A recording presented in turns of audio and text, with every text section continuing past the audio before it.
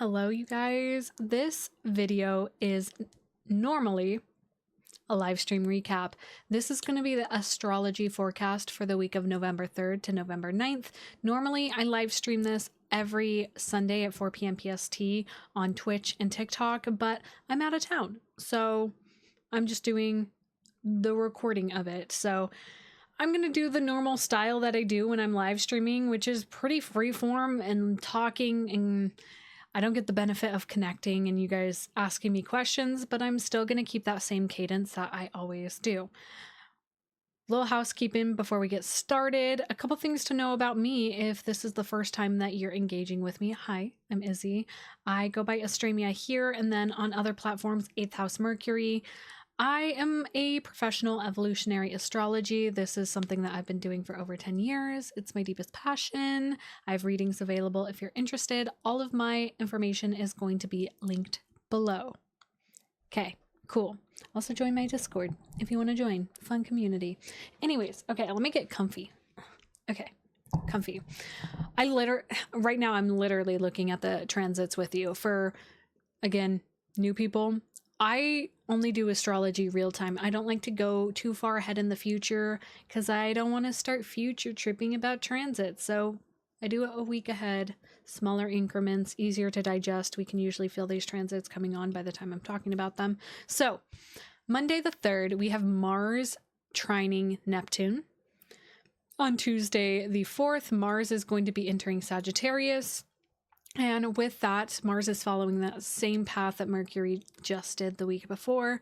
Mars entering Sagittarius and then making a direct opposition to Uranus. Fun. On Thursday, the 6th, Mars is going to make a sextile to Pluto. And then Venus is actually entering Scorpio on the 6th. On Friday, the 7th, we have Uranus is actually going to be moving back into Taurus. Weird energy happening right now, not gonna lie. And then Venus is squaring Pluto. And Sunday, the 9th, Mercury stations retrograde. Let me know down in the comments. I've been having this thought of doing a little bit of a Mercury retrograde masterclass and kind of talking about Mercury and its movements during this November month. Let me know if you want that, and it might actually already be live. It might already percolated into something, a live course or something like that. So just cool. Anyways, phew. So I'm going to be sharing my screen, showing you guys what I'm looking at here. Let's go ahead and jump ahead to the 3rd. Cast this chart. We're going to jump over here. Yay. Welcome. Taking a peek here, we are talking about Mars making this trine to Neptune. Mars is here, 29 degrees of Scorpio on November 3rd, trining Neptune retrograde in Pisces. Interesting energy. I've been talking a lot about how Mercury is basically showing us the pathway forward, and now Mercury is going to be retrograding. This is going to be very interesting. So Mars is going to end up being the leader of the pack for a bit. That's a whole different conversation. We'll talk about that in a second. This trine, so we can see Mars 29 degrees and Neptune 29 degrees. They are making a trine. This is a positive energy flow. This actually feels really supportive. I had said the previous week to keep in mind the sort of trine that was happening from Mercury to Neptune for dreams. And now it seems like taking action on these dreams, taking actions on the insight that came through with Mercury being at that degree and making that trine to Neptune. I keep wanting to say Uranus. Uranus is coming into the picture here in a second. But Mars is our will, our drive, action. And at the 29th degree of Scorpio, this is really, really powerful. Total sidebar. I forgot to mention there is a full moon in Taurus on Wednesday the 5th. I'm going to have a separate video out probably before this one on that. So check my channel. Anyways. I'm going all over the place. That's kind of been the energy lately. So I'm not going to edit any of this, by the way. This is real time me. This is how I like to do it. This trine is creating a supportive energy flow into actually taking action upon our dreams and desires. Again, with Neptune dipping back into Pisces, it's sort of this opportunity for us to create more of an emotional fortitude, emotional strength within our spiritual beliefs and the deeper parts of ourselves, and bringing that into form. Mars is bringing that into form. It's like actually like building something and actually like taking action on it. And then let's clear this. So that's happening on Monday. Double checking here on my calendar. That's happening pretty late in the night. And then on Tuesday the 4th, let's go ahead and jump ahead a day.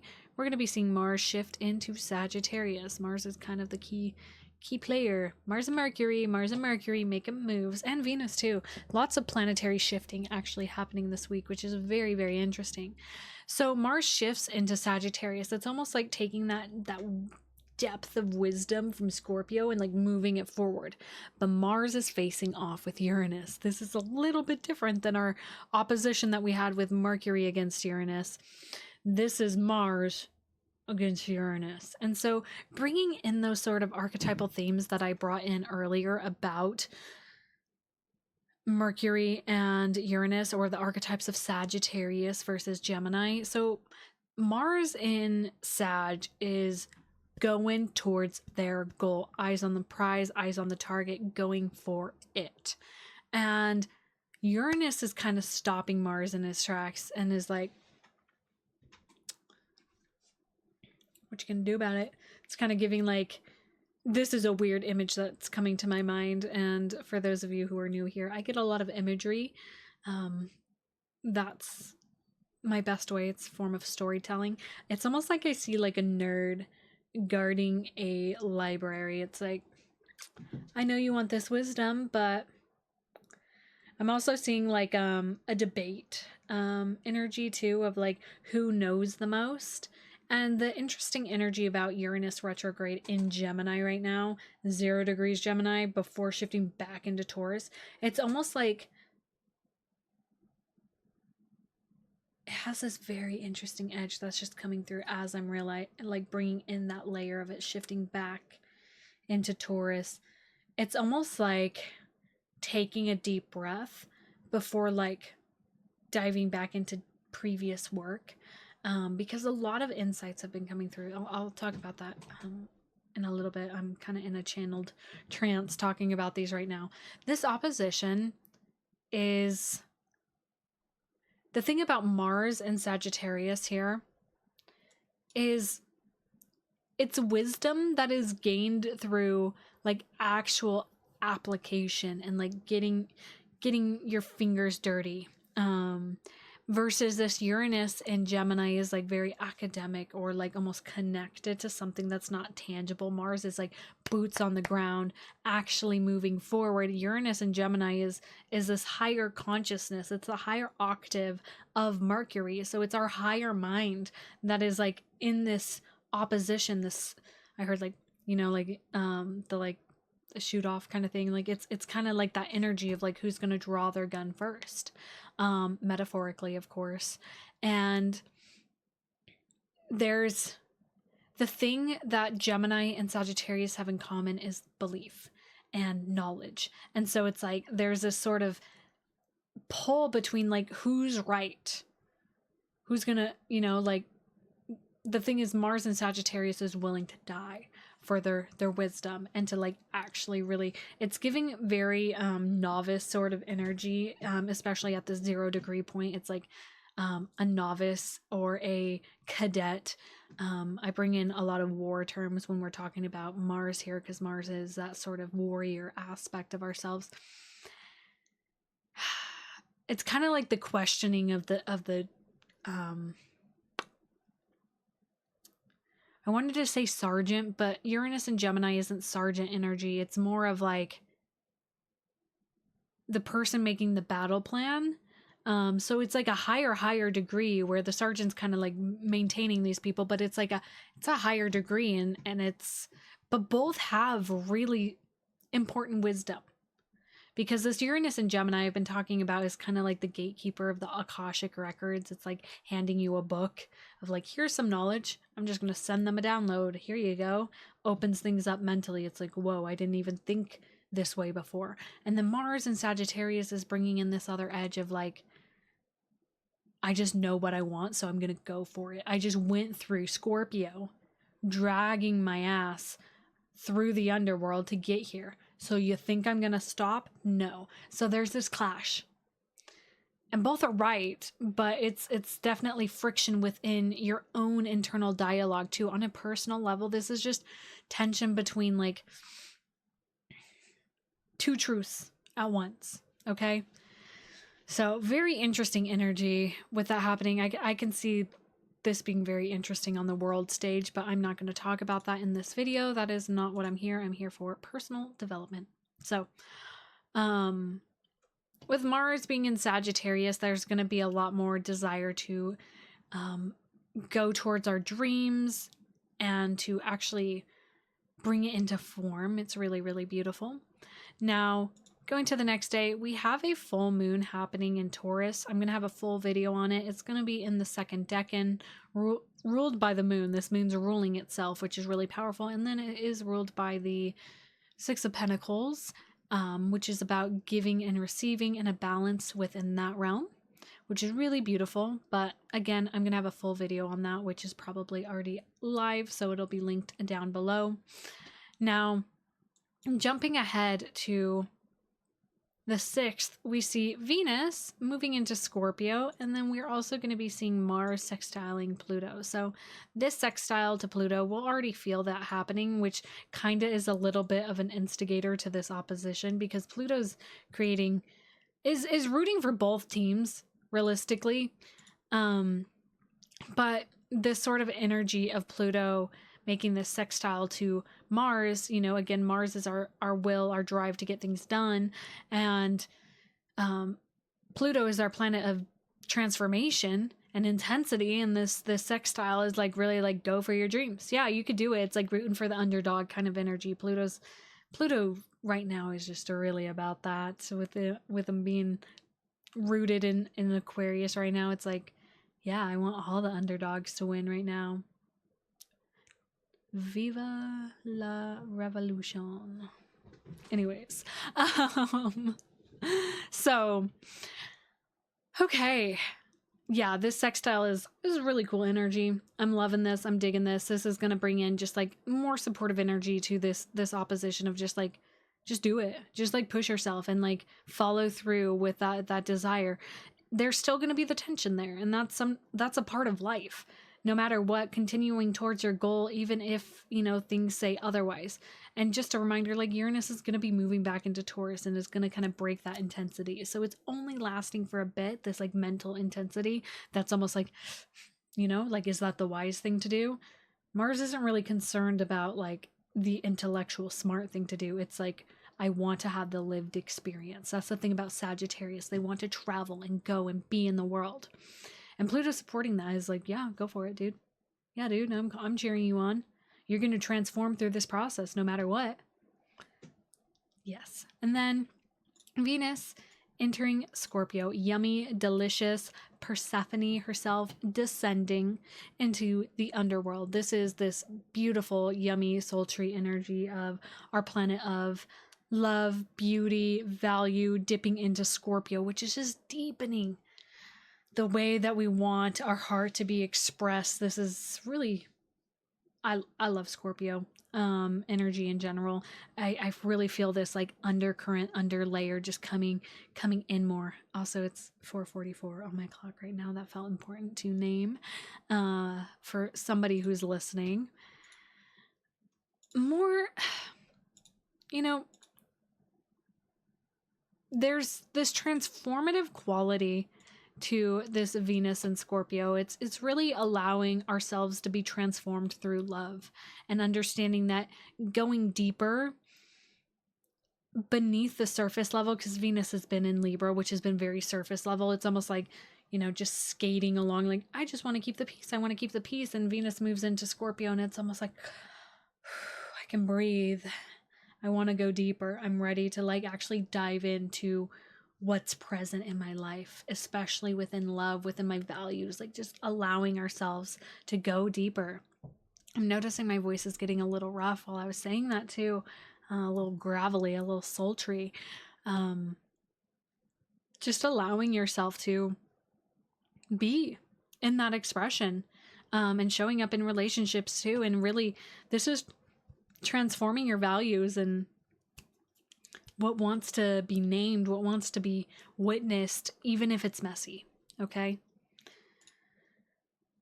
Now, it's so funny because, you know, normally my live streams, I'm yapping a lot about these transits. That's the beauty of my live streams is those of you who hang out with me, we just get to go deeper. You guys get to ask me more questions. I get to check in, confirmations, give you guys more advice based off your chart. So definitely, if you're not already following my Twitch or my TikTok, definitely give it a follow. They'll be linked down below. Now, on Friday the 7th, this is so interesting. Let's go ahead and jump ahead a couple hours. Keep an eye on Uranus here. Uranus shifts back into Taurus. So this is interesting energy. Uranus has been in Taurus for roughly 8-7 years. And we got a sneak peek this summer of all the planets, outer planets. That's Pluto, Uranus, and Neptune moving into new signs. So just conversational pieces to bring in at this time is Neptune and now Uranus are back into the sign they previously were, and Pluto's holding strong. Pluto's fully settled into Aquarius, so that's very interesting, just knowing that sort of edge. But Uranus and Taurus has been really bringing in our lessons. We're dipping back into those inner lessons of security, of what's mine, physical, tangible, like reality. These are our 5 senses, and Uranus here is like disrupting how we perceive these things, how we interact. The thing also about Taurus, it rules over money. I've noticed a lot during Uranus and Taurus. This was a conversation I had with another astrologer, was like, money, the way we perceive money is going to completely change. And lo and behold, crypto really took off. We're not seeing people use physical dollar bills as much anymore. It's tap to pay, tap to pay. Oh my God, I literally was touching my hand. I went to a capital city a few weeks ago, and I went into a Whole Foods. I used to work at Whole Foods, and I like paid on this. I was going to go pay on this other reader with my card, and she's like, "Oh, that's for you to scan your palm if you want to pay with your palm." And I'm thinking, like, is palm like I was like, what? She's like, yeah, you can register your palm with Amazon. Just pay with your hand. And I was like, what? That was wild. And like, kind of energy. So I wouldn't be surprised if that launched while Uranus was in Taurus, that sort of payment method. Crazy. So Uranus dipping back into Taurus is really bringing in this final, and is going to be here, I believe, don't quote me, until February. Don't quote me on that. I don't remember the exact dates. I'm not going to look at it. Do a little Google for yourself if you really want to know. But I feel like an ass astrologer for saying that, but like, I'm in the zone right now, so I'm not gonna I'll type. It's fine. I convinced myself. Uranus and Taurus dates April 2026. Okay. Yep. Okay. Cool. So April. I think I'm thinking of Neptune. But yeah, so April, Uranus will be back in Taurus until April. So this is kind of like a final opportunity to really look at your values and to like let this disruption happen in whichever house is ruled by Taurus for you. So take a peek at your own chart. Like, this is like the final sort of like upheaval, almost like tower moment kind of energy of like, whoa, lightning, surprise, shift happening here. Again, what I find really interesting that I was kind of peeking and talking about when I was talking about this Mars opposition is like, it's like they faced off for a moment and then they both switched and like quickly switched energy. So whatever's going to happen, what's ever going to happen at the opposition, it's going to be a really interesting kind of like face off. And then Uranus dips back into Taurus. More themes about like Uranus and Taurus. It's kind of like shaking up financial things, shaking up values, getting the opportunity. And since it's retrograde, again, it's more of an inward look of like, you know, what do I place value on? Why do I? What's the purpose? Is this serving me? And it's more of an internal review that's happening now. Okay. Then we see Venus making a square to Pluto, same day. Boom, boom. 1 degree, 1 degree. Ooh, uncomfy. Squares are always uncomfy. They're 90 degrees. It's kind of like this pressure point where we have Pluto in Aquarius that's really asking us to be radically authentic no matter what. And then Venus in Scorpio is like wants to dive deep, deep into love. And so there's this kind of tension because Aquarius has this more higher mind perspective where Venus wants to like dive deep. And so I'm seeing, I just saw like the tree of life where Pluto's kind of like up in the ethers and Venus is like the root system down below. And it's like, it's kind of like, where do you meet in the middle happening? Like where can we meet in the middle? So like how you're loving, you know, can feel frustrating yet inspiring. Like this tension is really bringing things to the surface, bringing things for maybe other people to see. Again, finding that halfway point between the two, which I'm like thinking of like, where is that? Anyways, this is going to be an interesting, like kind of pressure coming up and out for how we want to transform ourselves in love. Again, this is ringing in those values, you know, and with Uranus moving back into Taurus, there's kind of that aspect too, like values. Bringing that to the conversation. So we'll be feeling this sort of pressure point of like, am I showing up authentically in love? How do I let myself be messy and seen in that and like allow myself to be transformed in it? Because ultimately it's through like triggers coming up that we actually get to see ourselves fully, right? Now jumping ahead to, I believe, Sunday. Jumping ahead to Sunday, the 9th. Just double checking if there's any other things that I possibly potentially missed. Nope. The 9th, Mercury stations retrograde. So Mercury starts its retrograde at 6 degrees of Sagittarius and then is going to go back into Scorpio. So there's this kind of overlapping energy happening right now where we're in the fire. We got this like peak of inspiration. And again, I think I'm going to do a masterclass on this or like do some sort of deep dive, do like maybe a 2-hour class or something on this because this feels really, really important and really powerful. So just let me know.